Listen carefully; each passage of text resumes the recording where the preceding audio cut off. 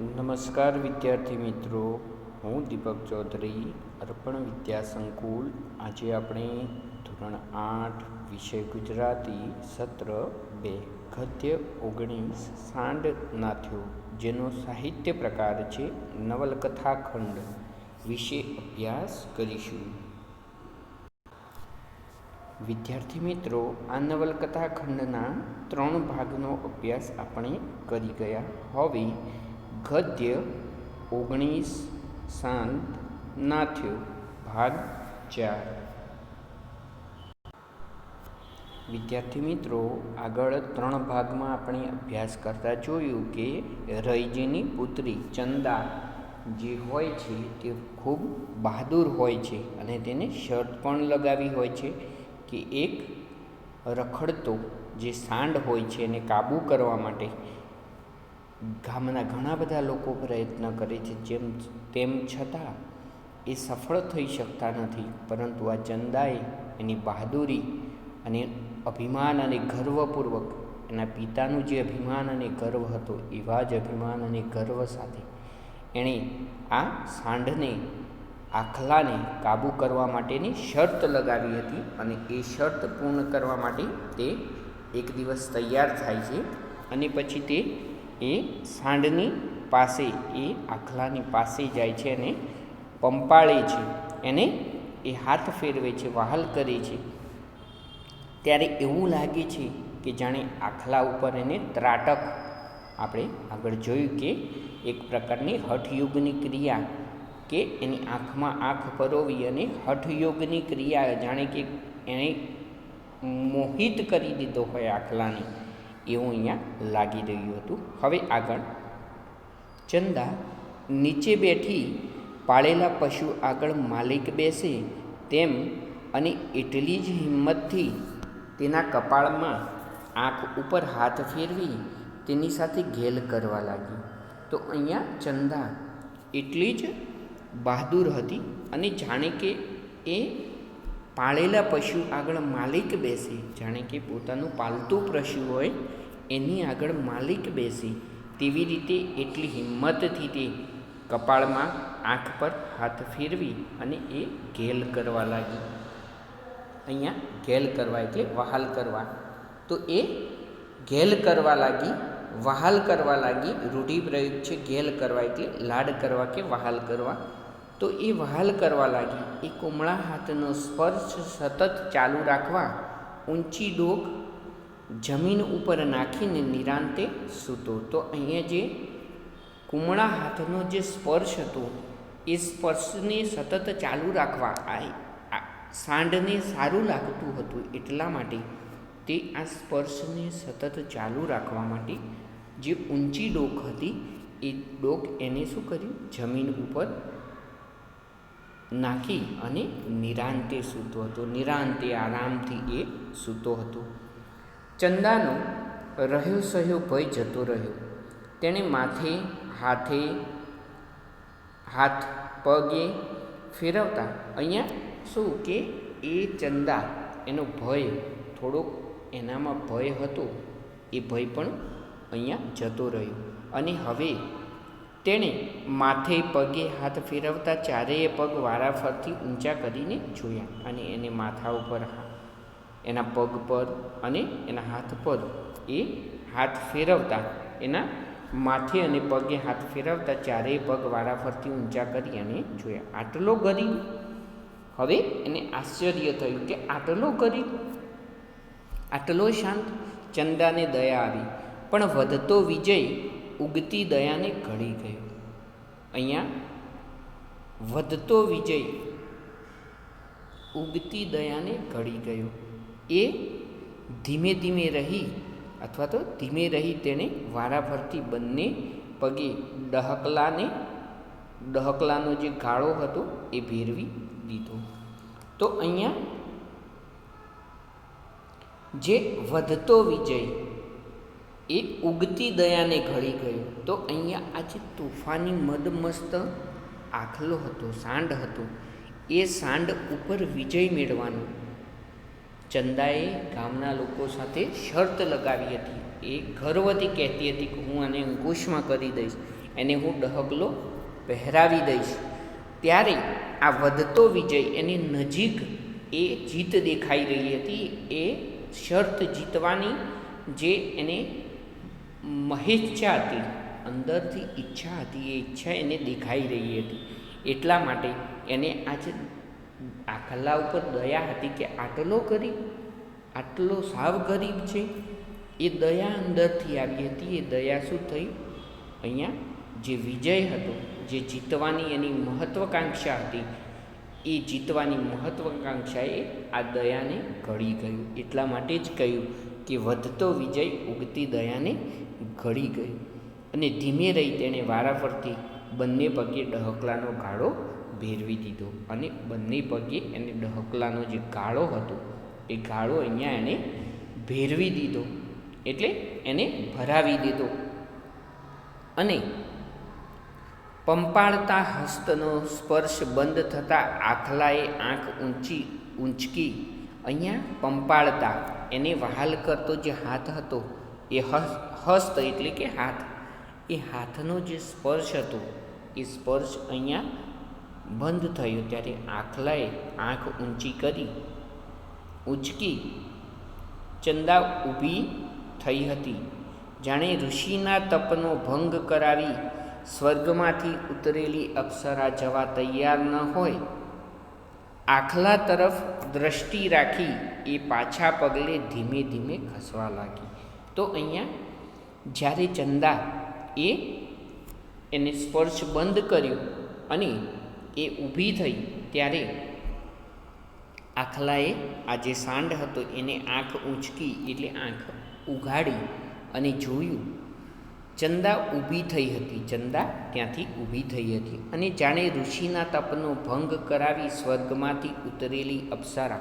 અને જાણે અહીંયા લેખકે એની સાથે તુલના કરતાં કહ્યું કે ઋષિના તપનો કોઈએ ભંગ કરાવ્યો હોય તેવી જ રીતે તેવો જ અનુભવ અહીંયા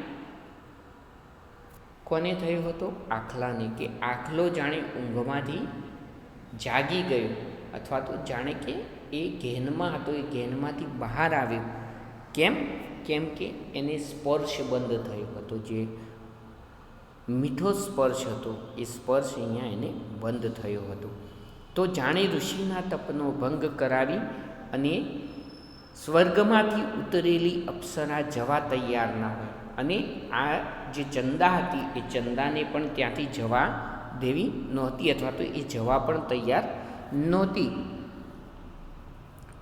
આખલા તરફ દ્રષ્ટિ રાખી એ પાછા પગલે ધીમે ધીમે ખસવા લાગી. અને તેમ છતાં એ જવા તૈયાર નહોતી ચંદા, પણ તેમ છતાં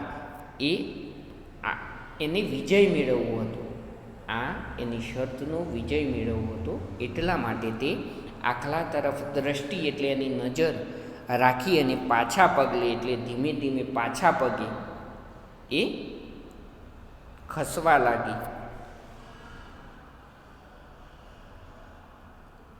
ધીમે ધીમે એ પાછા પગે ખસવા લાગી એટલે ચાલવા લાગી. ધીમે ધીમે પાછળ ખસવા લાગી. દૂર જતી ચંદાને નિરખવા આખલો ઊંચો થવા ગયો. દૂર થતી અહીંયા ત્યાંથી જે ચંદા દૂર જઈ રહી હતી એને નિરખવું એટલે જોવું. તો એને નિરખવા માટે, એને જોવા માટે આ આખલો હતો એ ઊંચો થવા ગયો.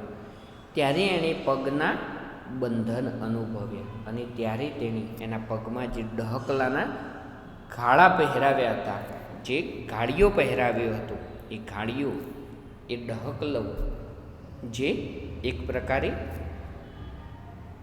નિરંકુશ ઢોરને કાબૂ કરવા માટેનું લાકડું અને એની સાથે એનું ઘાડિયું એ પહેરવામાં આવ્યું હતું. એક બંધન અહીંયા તો પોતાની જાતને બાંધેલો ત્યારે એણે અનુભવ્યું. પણ બંધનમાં પડ્યા પછીનું વીરત્વ શા કામનું? અહીંયા કહેવત પણ કહી શકાય કે બંધનમાં પડ્યા પછીનું વીરત્વ શા કામનું? તો જ્યારે બંધનમાં જ્યારે બંધાઈ ગયું એના પછી એનું વીરત્વ એટલે કે શૂરવીરપણું. તો આ બંધાઈ ગયા પછી એનું શૂરવીરપણું શું કામનું? આપણે જોઈએ કે કોઈક વાર આપણે ખૂબ તાકાતવર હોઈએ તેમ છતાં પણ જો આપણા હાથ પગ બંધાઈ જાય તો એ આપણી તાકાત આપણે અજમાવી શકતા નથી.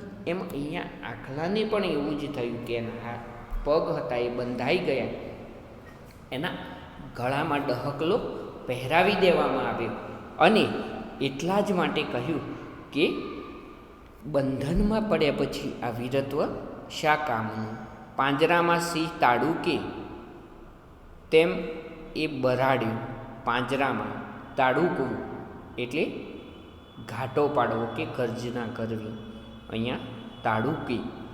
તો પાંજરામાં જેમ સિંહ એ મોટા અવાજથી બરાડે છે, બૂમો પાડે છે, ઊંચી ગર્જનાઓ કરે છે, તેમ એ આખલો પણ ઊંચી ગર્જના કે મોટા અવાજે બોલ્યો. ઉધામાં મારી એ બેઠો થયો. ઉધામાં મારી, ઉધામાં એટલે એને ધમ પછાડા કર્યા અને પછી એ બેઠો થયો. પણ દોડવા જતાં એના પગ સામસામા ખેંચાયા એટલે એણે બીજો બરાડો નાખ્યો અને એ દોડવા ધીમે ધીમે ધમ પછાડા કરી એ બેઠો થયો અને પછી એ દોડવા ગયો ત્યારે સામસામે એના પગ ખેંચાયા. કેમ કે એના પગમાં શું? એ ઘાડિયું પહેરાયેલું હતું, એ ડહકલો પહેરાયેલો હતો, એટલા માટે એના પગ સામસામે ખેંચાયા. એટલે એણે બીજો બરાડો નાખ્યો અને બીજી વાર એને જોરથી એને બૂમ પાડી અથવા તો બરાડો નાખ્યો. વેદનાથી એ ગરજ્યું. અર્ધે આવેલી ચંદાએ એના તરફ દ્રષ્ટિ કરી વિજય હાસ્ય કર્યું અને અર્ધે આવેલી એટલે આખલા તરફથી એ અડધે આવી ગયેલી ચંદાએ એની તરફ દ્રષ્ટિ કરી, જોયું અને વિજય હાસ્ય કર્યું. વિજય મેળવ્યો હોય તેવું હાસ્ય કર્યું. છેતરાયેલો વૃષભરાજ શરમનો માર્યો નીચું જોઈ રહ્યો. અને છેતરાયેલો વૃષભરાજ એટલે સાંડ, આખલો જે હતો એ શરમનો માર્યો નીચું જોઈ રહ્યો. કેમ કે એ છેતરાઈ ગયો હતો. કેમ કે એ આ ચંદાના જે એનું સૌંદર્ય હતું એ સૌંદર્યથી એ મોહિત થઈ ગયો હતો અને એના મીઠા સ્પર્શથી એ ઘેનમાં આવી ગયો હતો. લોકોની નજીક આવતા ચંદાએ સત્તાવાહી સ્વરે હુકમ કર્યો. કોઈએ એને મારવાનો નથી, તેનો હુકમ માથે ચડાવે હોય તેમ મૌન છવાઈ રહ્યું. ચંદાએ નજીકમાં આવી અને લોકોની નજીક પહોંચી ત્યારે સત્તાવાહી એટલે કે અધિકાર દર્શાવતી હોય તેવી રીતે મોટા સ્વરે મોટા અવાજે હુકમ કર્યો બધા ઉપર કે